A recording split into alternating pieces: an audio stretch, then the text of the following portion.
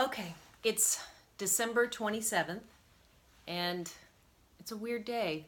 Carrie Fisher died today, which is sad, and I feel like the whole world has just sort of stopped, or at least for people of the generation that I'm in, growing up, seeing her. Maybe she was some of our, first female hero, not only for being Princess Leia and, being a badass princess and not just a fairy princess that gets rescued by man. Just a total badass character. But also was just a badass human for being upfront and dealing with her mental illness, but also keeping her sense of humor. And I love that. And I think that touches me, and I think a lot of us, because, well, I understand mental illness, I understand addiction, and I understand just not wanting to pretend anymore to be something or someone that you're not. And I really appreciate that. Another thing I'm mindful of right now is I have a friend who's really struggling with a food addiction. And I think it's easier for some of us who don't have a food addiction to just maybe not really understand because, just quit eating so much. Or maybe people don't understand addiction, like don't just quit drinking or quit doing whatever your addictive behavior is. But it's not that easy. And some of us can't control it. I don't have any addictions that are unhealthy or have a 12-step program that go with them that I'm aware of. You can comment if you disagree with me.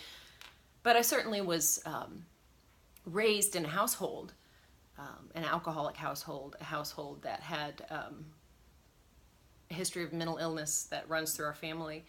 And I tell you what, the way we dealt with it was comedy. I mean, there was a lot of healing and a lot of recovery, but that's a slippery slope. You can go in and out of recovery. You can have good days and bad days, even when generally speaking you think you're doing great. But then those days that you're really having such a hard time and you feel so depressed, and maybe depression is an addiction. It's so important to know or to feel that there are people out there who get it. I'm one of those people who gets it.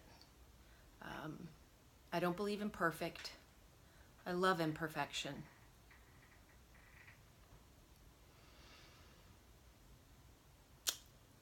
I love coming from a family that used comedy to deal with tragedy, and there was a lot of tragedy.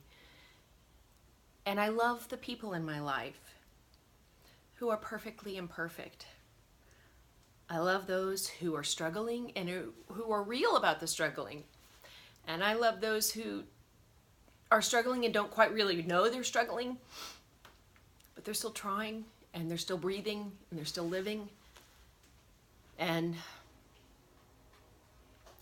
I don't know, so I don't have a lot of comedy today. I have a lot of heart and love and understanding.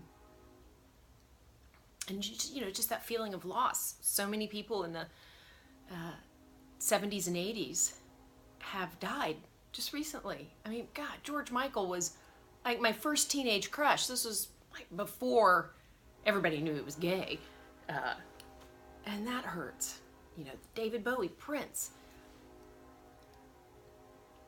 And now Princess Leia.